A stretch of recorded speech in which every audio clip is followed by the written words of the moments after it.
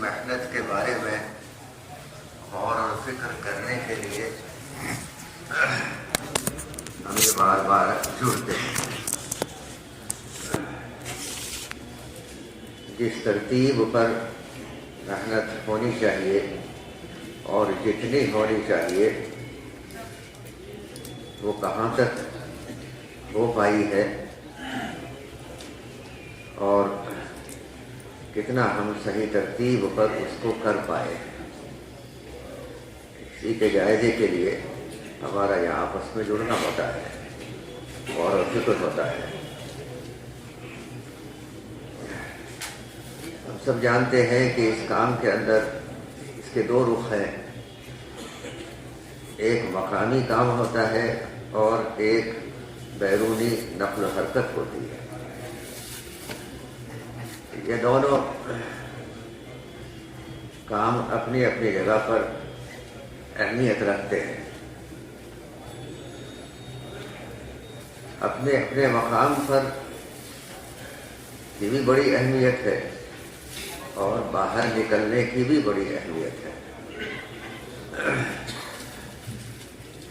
تو باہر آدمی نکلتا ہے پچھلے 4 مہینے کے لیے، 3 دن کے لیے، لیکن باہر جا کر وہی محنت کرنی ہوتی ہے جو اپنے مقام پر کی ہے۔ اسی محنت کے بارے میں مذاکرہ کرنا ہوتا ہے، لیکن بات یہ ہے کہ باہر نکل کے تو مذاکرہ رہ جاتا ہے اور مقام پہ محنت کرنی پڑتی ہے۔ تو اس لیے مقامی محنت جو ہے وہ بہت اہمیت کی حامل ہے، کیونکہ ہر جگہ کے اوپر صحیح ترتیب پر محنت ہوگی اور صحیح مقدار میں جتنا پرانے ساتھیوں سے چاہا جا رہا ہے وہ کر رہے ہوں گے، تو پھر سارے عالم کے اندر خود بخود صحیح ترتیب پر بھی محنت کھڑی ہو جائے گی اور مقدار میں بھی سب جگہ کیا کہتے ہیں محنت چلے گی، زیادہ ہمیں کہنے کی ضرورت نہیں پڑے گی۔ تو مقام پر محنت اس لیے مشکل ہوتی ہے کہ وہ اپنی ذات سے شروع کرنی پڑتی ہے، کیونکہ مقام کی جو محنت ہوتی ہے وہ اپنے جو گھر کے لوگ ہیں یا اپنے گاؤں کے محلے کے لوگ ہیں اور اسی طرح سے اپنے شہر کے لوگ ہیں، ان کو اس کام کی اہمیت کو سمجھانا پڑتا ہے، لیکن وہ لوگ سب ہم سے واقف ہیں، باہر کے لوگ ہم سے واقف نہیں ہوتے۔ ہمارے گاؤں کے لوگ یا ہمارے شہر کے لوگ اور ہماری برادری کے لوگ وہ ہمیں خوب جانتے ہیں۔ تو اگر ہم صرف بات کریں اور عمل کچھ اور ہو رہا ہو تو وہ پھر لفٹ نہیں دیتے، ہم کہیں کہ یہ تو ویسے ہی زبانی جمع خرچ معلوم ہوتا ہے۔ اس لیے مقامی کام ذرا مشکل ہوتا ہے، کیونکہ خود اس میں لگنا پڑتا ہے، اور ہمارے کام کا اولین مقصد ہے اپنی ذات کے اندر صفات کا پیدا کرنا، ہمارے اندر وہ صفات پیدا ہو جائے، ہمارے اندر ایمان کی کیفیات پیدا ہو، نمازوں کا خشوع و خضوع پیدا ہو اور دین کے علم کی اہمیت ہمارے اندر آ جائے۔ اسی طرح سے ہر کام کو اللہ کے دھیان کے ساتھ کرنے والے بن جائیں، ہم سارے کے سارے دوسروں کے حقوق کے ادا کرنے والے بن جائیں، یہی تو اصل صفات ہے۔ ساری دنیا حقوق کو مانگتی ہے، اور معلوم سب کو ہوتے ہیں کہ کس کا کس پر کیا حق ہے، لیکن اپنی ذات سے اس کو ادا کرنا یہ اس کام کی ترتیب میں ہے کہ ہر آدمی میں یہ جذبہ پیدا ہو کہ جس طرح سے خالق کے ہمارے اوپر حقوق ہے کہ اس کے علاوہ کسی اور کو عبادت میں شریک نہ کرے، اسی طرح سے اللہ سبحانہ و تعالیٰ نے، ہمارے خالق نے اپنی مخلوق کے بھی حقوق ہمارے اوپر عائد کیے ہیں، اور صحیح ترتیب یہ ہے کہ ہر آدمی جو اس کے اوپر ذمہ داری ہے اس کو پورا کرے، دوسرے کی طرف کو نہ دیکھے وہ اس نے مجھے سلام نہیں کیا تو اسے سلام کیوں کروں، یہ بات نہیں ہے، اس نے کیا نہ کیا لیکن مجھے تو کرنا چاہیے، یہ صفات ہے۔ اسی طرح سے اللہ کے راضی کرنے کا جذبہ، جب آدمی محنت کرتا ہے، چاہے دنیا کی چیزوں کے حاصل کرنے کی محنت کرے یا دین کی محنت کرے، تو دنیا والے اس کو مقام دینا شروع کر دیتے ہیں، سمجھے، اور وہ غلط فہمی میں آ جاتا ہے، سمجھے، تو باہر والے تو پتہ نہیں کیا کیا کہتے ہیں، لیکن مقام کے لوگ جو ہیں وہ ہمیں جانتے ہیں، سمجھے، تو اس لیے باہر کے لوگ کتنی تعریف کریں، سمجھے، مقام پہ اگر آدمی محنت کر رہا ہے تو وہ اخلاص کی دولت اس کے اندر رہتی ہے، سمجھے، وہ لوگ سوچ سمجھ کر کے بات کہتے ہیں، وہ اس کی زندگی سے واقف ہوتے ہیں۔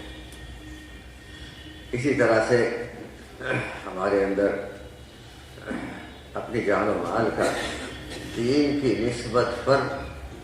قربان کرنا اللہ کے راستے میں نکالا جاتا ہے، کہتے بھائی یہ جماعت فلاں جگہ جائے گی، جماعت فلاں جگہ جائے گی، اور دل میں یہاں بھی شور آ جاتا ہے کہ ہم یہاں فلاں جگہ جائیں گے تو یہ بھی ہمارا فلاں کام بھی ہو جائے گا، وہ مشورے والوں ہماری تجویز یہ ہے، وہ اس کے اوپر اصرار کرتے ہیں، سمجھے، اب وہ بیچارے مشورے والوں نے کہا اچھا ہم تو ٹھیک ہے، یہ اپنے وقت کو فارغ کر رہا ہے، اس نے پیسے اپنے لگانے کا ارادہ کیا ہے، اور یہاں کی تجویز وہیں بھیجو، نہیں بھائی، اپنی جان و مال کو دین کی نسبت پر لگانا ہے، ورنہ شیطان وہاں بھی راستے اور نفس وہاں بھی راستے ڈھونڈ لیتا ہے، سمجھے،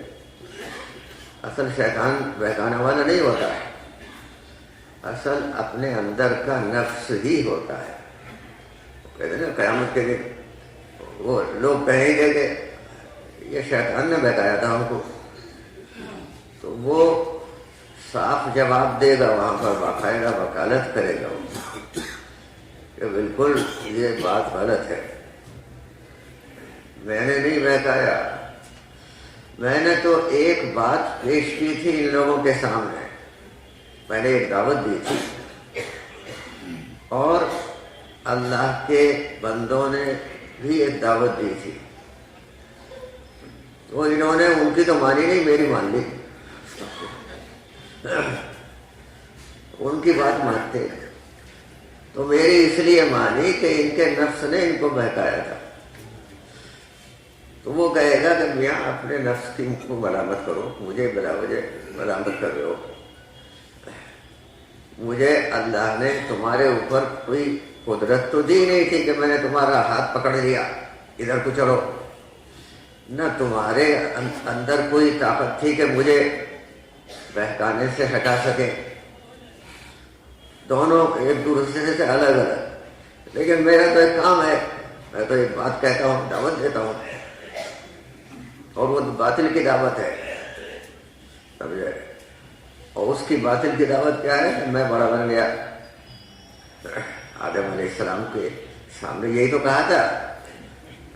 اسے مٹی سے بنایا، مجھے آگ سے بنایا، حالانکہ بڑی عبادتیں کرتا تھا، وہ اس کو مردود کر دیا گیا۔ تو یہ دین کا کام کرنے میں بھی جب آدمی قربانی دیتا ہے تو اس کا خطرہ ہوتا ہے کہ وہ دین کے لیے قربانی ہے یا کسی اور چیز کے لیے قربانی ہے۔ تو وہ مقام پر یہ چیز نہیں ہوتی، سمجھے؟ وہ باہر اس قسم کی چیزیں آدمی تلاش کر لیتا ہے، لیکن پھر باہر کی نقل و حرکت وہ بھی اہم ہے، لیکن مقام کی بہت زیادہ اہم ہوتی ہے۔ اس لیے کوشش اس بات کی جاتی ہے کہ جب ہمارے پرانے ساتھی جمع ہوتے ہیں تو اپنے اپنے علاقوں کا جائزہ لیں، ہمارے علاقے میں محنت کس سطح کے اوپر پہنچی ہے اور کہ اس یعنی کیا ہم اس کا کچھ حق ادا کر پائے ہیں۔ ہمارے اوپر ذمہ داری پوری انسانیت کی، جو حضرت مولانا الیاس صاحب رحمۃ اللہ علیہ کے الفاظ ہیں وہ تو یہی ہیں کہ اس ساری زندگی کو جس کو رسول اللہ صلی اللہ علیہ وسلم لے کر آئے، احیاء جمیع ما جاء به محمد صلی اللہ علیہ وسلم فی العالم کلہ الی یوم القیامہ، یعنی ایسی محنت کرنی ہے کہ سارا کا سارا دین ساری انسانیت میں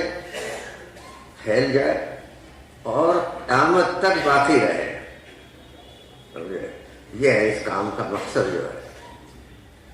تو وہ مقصد تو اتنا بڑا ہے، لیکن شروع ہوگا اپنی ذات سے، اپنے گھر سے اور اپنے علاقے سے، وہیں سے شروعات ہوگی۔ اگر وہ صحیح ترتیب پر ہو گیا، جو ہمارے پرانے ساتھی ہیں انہوں نے اپنے اپنے علاقوں میں صحیح ترتیب پر وہ محنت کی ہے، تو اللہ سبحانہ تعالیٰ اسی کی برکت سے سارے عالم کے اندر ہدایت کے فیصلے فرمائے گئے۔ پانی کہیں سے اٹھتا ہے، بارش کے لیے پانی اوپر بادل بنتے ہیں سمندر سے، پتہ نہیں کہاں سے اٹھتا ہے اور پھر وہ نامعلوم کہاں کہاں جا کر کے برستا ہے۔ اللہ سبحانہ تعالیٰ کا فیصلہ ہوتا ہے، وہ وہاں بھی برستا ہے جہاں سے اٹھا ہے، اور جہاں اس کو ہوا لے جاتی ہے وہاں بھی جا کر کے برستا ہے۔ ہدایت قربانی یہاں دی جا رہی ہے، ہدایت کہاں پھیلے گی یہ اللہ کو معلوم ہے۔ ہم سے تو قربانی کے لیے ایک کیا کہتے ہیں، ہم سے طلب کیا گیا ہے کہ ہم اپنی ذات کے اعتبار سے قربانی کو پیش کریں اور پھر اللہ سے ہدایت کی دعا مانگیں۔ اصل دعا جو ہے وہ سب سے بڑی دعا ہدایت ہی کی ہے، اور وہ جمع کا صیغہ ہے کہ اللہ ہمیں ہدایت عطا فرما، ہم تیری ہی عبادت کرتے ہیں اور تجھی سے مدد چاہتے ہیں، تجھی سے کیا مانگتے ہیں؟ ہدایت کو مانگتے ہیں۔ ایک دن صراط مستقیم، یہ مانگتے ہیں کہ ہمیں ہدایت والے راستے پر چلا دے۔ یہ سب سے زیادہ اہمیت والی دعا ہوتی ہے۔ تو یہ محنت کے ساتھ ساتھ اللہ سبحانہ تعالیٰ پھر فیصلے فرما دیتے ہیں، بشرطے کہ محنت صحیح ترتیب پر ہو رہی ہے اور صحیح مقدار میں محنت ہو رہی ہے، سمجھے؟ تو وہ اپنے اسی لیے یہاں جمع کیا جاتا ہے، اور شروعات اسی چیز سے کی جاتی ہے کہ اپنے علاقوں کے احوال ہم جمع کریں اور اس کو سب کے سامنے پیش کر دیں۔ اپنے علاقے کے احوال کوئی بڑھا چڑھا کر کے نہیں پیش کرنے ہیں، بلکہ جو واقعتاً احوال ہیں وہ سامنے رکھ دیے جائے، سمجھے؟ اس میں نہ کوئی بہت زیادہ تواضع کی ضرورت ہے کہ بالکل ہی یہ کہے کہ بھائی وہاں تو کچھ ہے ہی نہیں، آپ لوگ سب جماعتیں بھیجیں، نہیں بھائی ایسی بات بھی نہیں ہے، اور نہ کوئی بڑھا چڑھا کر کے بات کہنی ہے، بلکہ جو صحیح صورتحال ہے ہمارے علاقے کی اس کو پیش کر دیا جائے، اور صورتحال جو سامنے آتی ہے وہ مقامی کام تو سامنے زیادہ آ نہیں پاتا ہے، تو یہ وہ پروفارموں میں لکھا ہوتا ہے کہ بھائی 5 اعمال والی مسجد کتنی ہے، سمجھے؟ ورنہ تو جماعتوں کی نقل و حرکت ہی کے ذریعے سے سامنے آتا ہے، بھائی تم نے چلے کی جماعتیں کتنی نکالی، 4 مہینے کی کتنی نکالی، 3 دن کی جماعتیں کتنی نکل پائی، تو یہ لیکن وہ جب ہوتا ہے جب ہمارے پرانے ساتھی خود بھی قربانی کے لیے عمومی طور پر قربانی کے لیے تیار ہو، ایک عمومیت کے ساتھ، جیسے ہم دوسروں سے مطالبہ کر رہے ہیں، ہم خود بھی اسی عمومیت کے ساتھ قربانی کے لیے تیار ہیں، ہمیں بھی چاہا جہاں بھیج دیا جائے، اور ایک ترتیب ہے، 4 مہینے کی ایک ترتیب ہے، وہ اس ترتیب پر بھیجا جاتا ہے۔ بعض لوگ تو وہ یہ کہتے ہیں ہم تیار ہیں صاحب 7 مہینے کے لیے، سال کے لیے۔ ابھی ہم وہاں رائے گڑھ میں تھے تو ایک ملک کی طرف سے مطالبہ آیا، ہمیں ہمارے ملک والوں کو 7 مہینے کی جماعتیں نکالنے کی اجازت دی جائے، سمجھے؟ تو ہمارے بڑوں نے یہی کہا کہ ابھی تو 4 مہینے کی اجازت ہے، سمجھے؟ مقام پر محنت کرو، باہر نکلنے کی 4 مہینے ہی کی اجازت ہے، سمجھے؟ تو بعض مرتبہ اندر سے تقاضا ہوتا ہے باہر، سمجھے؟ ہم ایک دفعہ کسی سفر سے آ رہے تھے، دبئی میں رکے، وہاں ساتھیوں نے کہا ایک نوجوان کے بارے میں، بھائی اس کو سمجھاؤ کہ یہ 4 مہینے لگا کے آیا ہے اور پھر کہتا ہے میں پھر جاؤں گا 4 مہینے کے لیے، اور اس کے ابا کہہ رہے ہیں کہ اسے دکان پہ بیٹھنا ہے، اور دکان اس 4 مہینے تک اس کے ابا نے دکان سنبھالی ہے۔ تو ہم نے اس سے بات کی، ارے کیوں نہیں تو اپنے دکان پہ جائے، دکان پر بے دینی ہے، بے دینی کا ماحول ہے، تو بے دینی کا ماحول ہے تو اسی کو تو ٹھیک کرنا ہے، وہ ٹھیک کرے، وہ کیوں چلا رہے ہیں؟ تو بھائی وہ ٹھیک ہوں گے جب تو خود بیٹھ جا کے دکان پہ اور اپنے ابا کو بھیج جماعت میں، سمجھے؟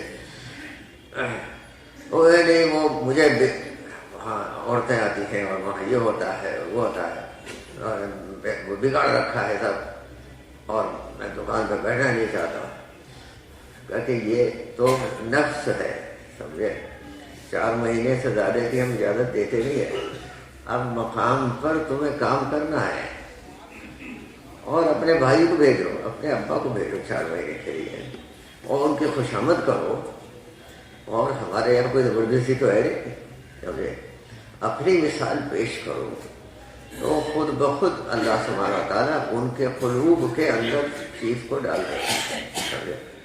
تو وہ 4 مہینے لگا کے آیا، وہ کہا کہ نہیں پھر جاؤں گا، سمجھے؟ تو یہ نفس آمادہ کرتا ہے،